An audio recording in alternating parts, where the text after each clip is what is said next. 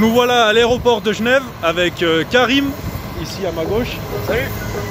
Et qui sera aujourd'hui le commandant de bord au bord de l'avion, donc du PQN. On va voler au bord du Saratoga, donc Viper Saratoga. Ça sera un vol où on va vous expliquer les différentes phases de vol, surtout pour ceux qui seront intéressés pour le PPL, tout ce qu'il faut faire avec Karim, qui collectionne déjà combien d'heures de vol déjà? Là j'ai à peu près 600. Donc voilà, il a 600 heures de vol, hein, juste en aviation générale. C'est une personne qui vole beaucoup. Et croyez-moi, on peut lui faire confiance dans les procédures qu'il faut respecter. Et puis ceux qui découvrent, vous voyez un peu le quotidien d'un pilote privé. Allez, on se voit plus tard. Bon bah voilà, nous sommes arrivés au club et maintenant Karim va nous expliquer un peu par quoi on va commencer. Alors, première chose à faire en arrivant, c'est le logbook de l'avion.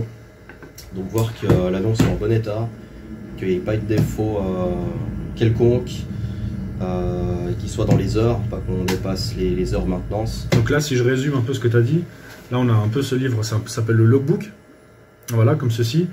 Et dedans, ce qui est affiché en soi, c'est la dernière destination de l'avion avec son nombre d'heures totales qu'il a effectué. Et donc, voilà, le dernier vol a eu lieu ce matin. Ouais. Et on peut voir le détail en fait. Ils ont fait un équuvillance Genève, Genève-Grenoble et Grenoble-Genève. Ok. On a les temps de vol et on a les heures en fait. Donc là, ça c'est l'heure de fin. Depuis la dernière maintenance ou bien au total? Non, au total. Ah, au total. Un site qui s'appelle Sky Briefing. On utilise ça en fait pour tout ce qui est briefing des aérodromes, donc NOTAM, DABS, donc zone militaire, active, pas active, et briefing météo. Donc en soi, Sky Briefing, c'est un logiciel en fait où les pilotes privés s'y rendent. Je vais vous montrer d'ailleurs quelques images en ce moment. Et vous verrez, c'est un site où justement c'est là où on peut briefer, on peut choisir son plan de vol, voir s'il y a des difficultés, voir s'il y a des... S'il y a des choses qui nous, on va dire, qui peuvent nous pénaliser au départ, en route et à l'arrivée. Voilà. Donc là maintenant on va commencer dans un ordre bien précis. On va d'abord vérifier les NOTAM de l'aérodrome de départ, les aérodromes en route, parce qu'on pourrait se dérouter, on va avoir un souci de devoir poser. Aérodrome de destination et ensuite météo, départ, arrivée et en route. En VFR, un pilote privé, il doit faire attention à tout. Ok, donc nous voici devant l'avion, donc c'est le Saratoga 2 HP, donc c'est un tripale qui fait 300 chevaux, donc qui est parfait pour faire les voyages. Il faut savoir que c'est un avion qui est déjà plus conséquent, qui est utilisé pour les voyages et pour des pilotes déjà un peu plus confirmés, donc des pilotes privés qui auraient déjà passé une PPL avec quelques heures d'expérience. Moi, ce que je vous propose, avant de terminer, de passer à la petite interview et de commencer à prendre l'avion et de voler jusqu'à Écuvian, je vais vous amener dans le cockpit, faire deux, trois petits plans et ensuite c'est parti.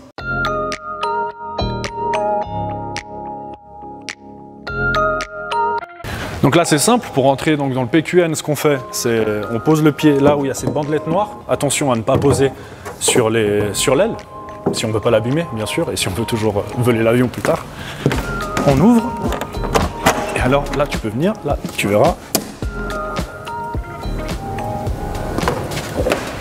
Tac. Et là tu peux voir qu'ici, déjà pour rentrer, alors pour une personne qui est un peu grande comme moi, ça demande un peu de gymnastique, mais ça va le faire. En soi, regarde, viens, approche-toi, tac. Là tu peux voir, voilà, ça c'est le cockpit. Chose très basique, hein, vous voyez, il y a... Basique ou pas, on a un cockpit glace quand même dedans, qui est assez pratique, vous le verrez plus tard en vol. On va l'expliquer brièvement. Donc on a les commandes de vol, nous avons les jauges. Enfin, bref, c'est un cockpit complet, vraiment pour faire du voyage. C'est déjà un avion qui est vraiment idéal pour voyager. Et c'est un 6 places, on va voir derrière maintenant. Donc voilà devant comment c'est. Vraiment, c'est un bel avion ce PQN. Tac. On va passer derrière, on fait toujours attention, hein, la fameuse bandelette noire si on veut péter l'avion. Surtout pour une personne comme moi qui est assez lourde, si elle marche sur l'aile, ça fait pas plaisir. Et là, derrière, venez voir, vous verrez, c'est assez hallucinant. Donc là, c'est exactement comme une porte de voiture. D'abord en haut, ensuite en bas. Et là, vous avez donc la place arrière. Donc c'est un 6 places, faux 6 places. Entre 3 et 4 personnes peuvent y voyager confortablement. Il y a même ici, vous pouvez voir, la petite tablette pour bosser, pour manger, pour jouer aux cartes ou bien pour faire toute autre chose. Je vous laisse imaginer. Donc vraiment, ce Saratoga Piper est vraiment un excellent avion.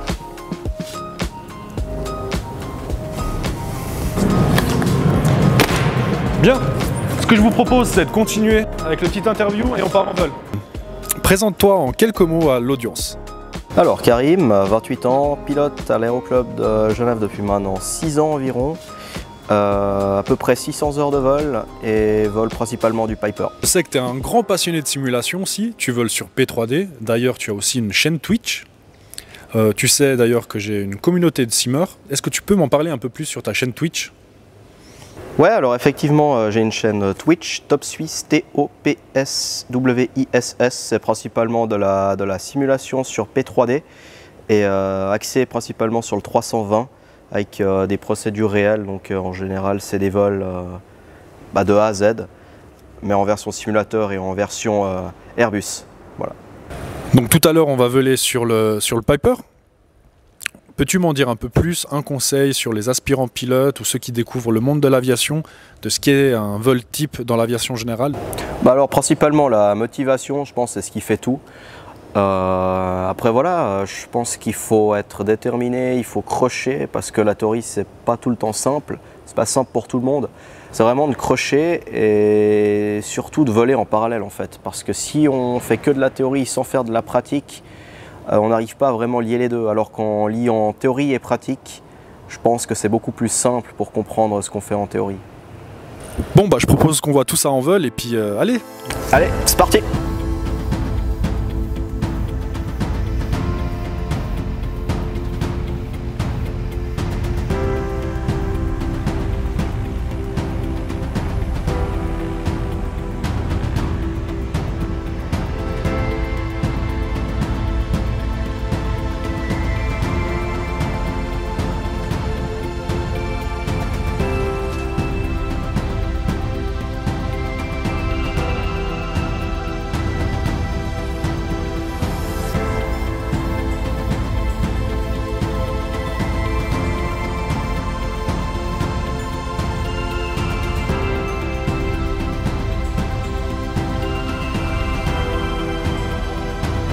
Donc Karim, là on se dirige vers la piste. On décolle de Genève. Voilà, exactement, là on roule vers la piste, décollage en piste 04, intersection Zoulou. Très bien. Donc là ce que je vous propose c'est qu'on va décoller de Genève, on met tout ça en image et on se retrouve plus tard pour un vol retour commenté. Allez, à tout de suite. À toute. Morning, clearance, JetBlue 855. JetBlue 55, County, good morning, full route, you ready to copy that? Go right ahead.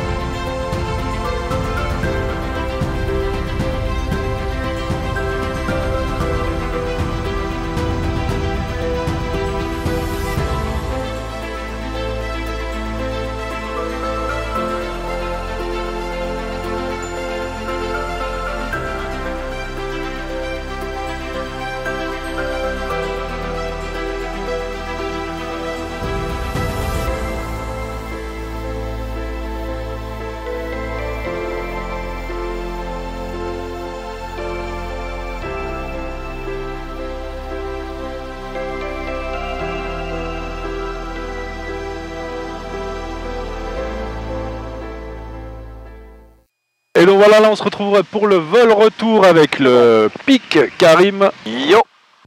Et comme promis, on prend le chemin du retour vers l'aéroport international de Genève. Exactement.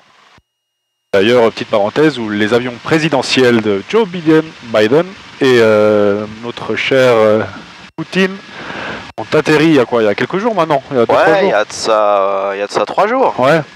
Bon, peut-être vous allez voir cette vidéo en 2025, donc ça sera il y a quelques années, mais... Et briefing décollage. Donc on décolle en piste 27 ici à Écuvillance. À grosso modo 600 mètres pour décoller. S'il y a quoi que ce soit, j'annonce stop décollage, idle power, on freine à fond pour dégager au bout. S'il y a quoi que ce soit en l'air, si on n'a pas assez de piste, ce qui sera probablement le cas, c'est 30 degrés à gauche ou à droite, préférentiellement par la droite, on aura plus d'options que par la gauche. Et donc ça nous fera 3200 pieds indiqués. Si on est en dessus de ça, je vais même pas envisager de retour, à moins qu'on soit vraiment haut. Avec dans cette altitude, on risque de sauter dans le virage. Donc on prendra de toute façon un terrain ou surcotant si on est assez haut, sur un champ, ou à droite ou à gauche, on va en fonction.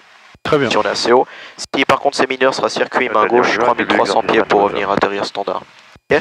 Flaps 2 pour le décollage, pleine puissance, et puis static run surtout. Air conditionné sur off, dès que j'aurai décollé, si je l'oublie tu me le rappelles, je le remets sur on. Dès qu'on aura rentré les flaps, c'est qu'on sera à l'autopilote.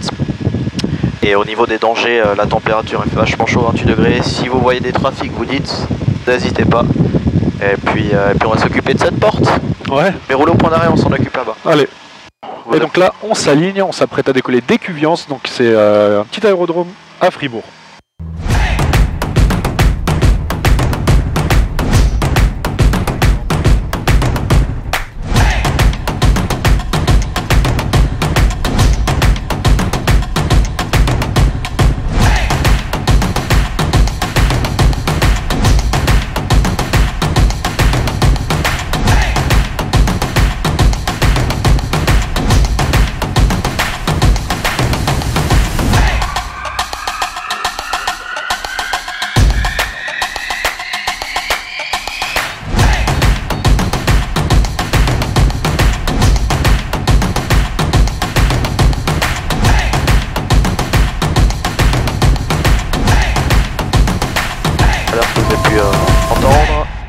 Là c'est bien le pilote automatique en 2 axes.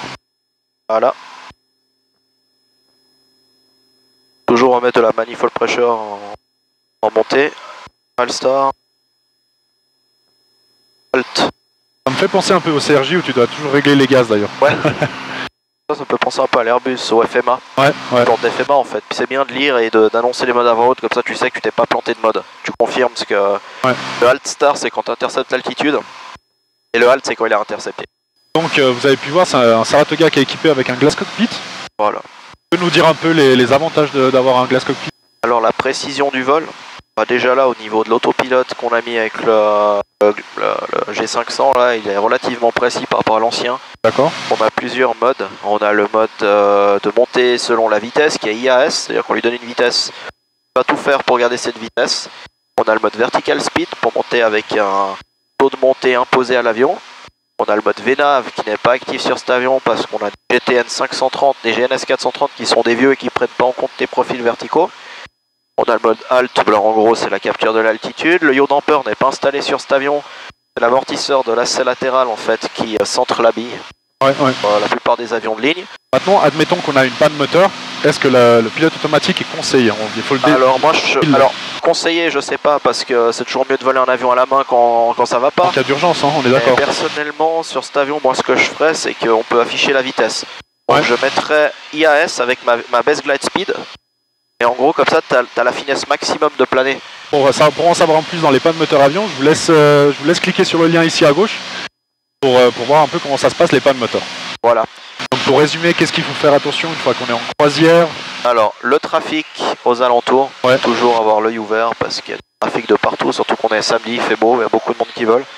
Donc toujours regarder un petit peu partout, pas hésiter à demander aux passagers ou à la personne de droite ou même passager arrière de regarder un peu. Pour rappel, on est dans un espace aérien qui est non contrôlé, enfin en soi. En soi, il y a du contrôle. Mais c'est de l'auto-info. Voilà. Donc on n'a pas d'ordre à recevoir de ce contrôle-là jusqu'à ce qu'on arrive à Genève. Donc ils sont là pour nous donner des informations, mais ils sont pas pour donner des ordres. Donc ils n'ont pas le droit d'ordonner des manœuvres d'évitement, ils n'ont pas le droit d'ordonner des caps, ni des altitudes. Donc on a livré à nous-mêmes, c'est du VFR, donc Visual Flight Rules, c'est-à-dire qu'on n'a plus droit à rien, on est obligé d'assurer même nos séparations. Donc ça, et surtout pas oublier l'essentiel, donc de bien monitorer les paramètres moteurs, les températures, pas mal de paramètres, et surtout, toujours regarder dehors. Jamais être head down, donc si quelqu'un est head down, eh bien l'autre regarde dehors, mais jamais avoir les deux têtes exactement. Voilà, si on devait faire un grand résumé, on arrive au club, on se pose, on fait le sky briefing, donc le briefing comme vous l'avez pu voir tout à l'heure. Ensuite, on fait le tour de l'avion, c'est ça?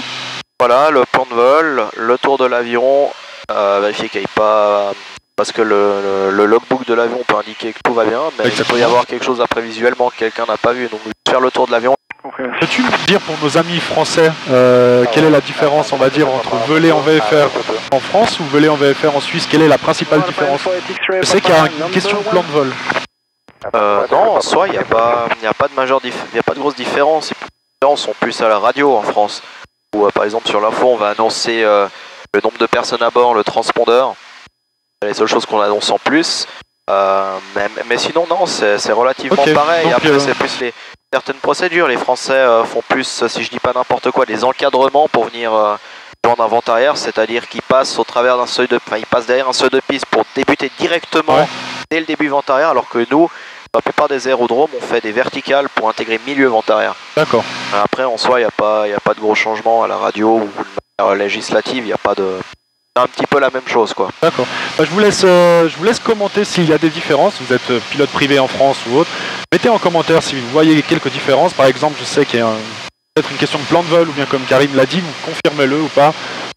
Vraiment, commentez, faites-vous plaisir et dites-nous un peu votre expérience en vol en France. Raconte-nous, si tu peux raconter à notre audience une petite anecdote, je sais pas, une frayeur que tu t'es fait un jour en vol ou autre.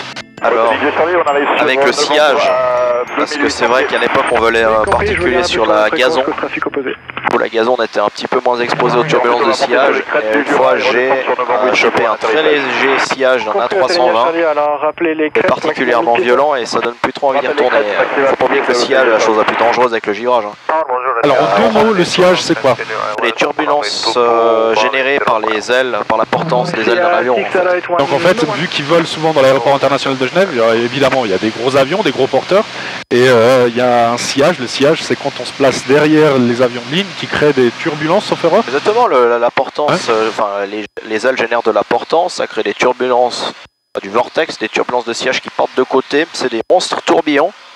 Et bah si on passe dedans, faut dire très clairement les choses, on passe dans la turbulence de sillage d'un 320, on est mort, c'est-à-dire qu'on se retourne et on s'écrase. Il y a beaucoup de vidéos d'ailleurs que vous pouvez retrouver sur le net, d'ailleurs d'un DR400 qui a décollé derrière un Antonov 2, et qui s'est écrasé en raison du sillage. Donc ça c'est une des choses pour moi les plus importantes, surtout que maintenant on va poser en piste 22 principale, donc toujours arriver en dessus du plan d'approche d'un A320, là vous êtes en sécurité, les turbulences de sillage elles descendent, vous n'allez pas vous faire attraper si vous êtes en dessus. Par contre, faut vraiment pas jouer au cow-boy à essayer de rentrer dedans pour voir ce qui se passe parce que c'est mortel. Donc une légère turbulence de sillage au loin, un petit résidu, ça va, mais c'est pas recommandé du tout. À la base, on évite le maximum de voler dedans, mais une grosse turbulence de sillage peut être mortelle. Faire attention à ça, quoi. On va éviter les montagnes russes dans ce genre de cas. Très important. On se retrouve directement en phase finale sur l'aéroport de Genève. Allez, à tout de suite.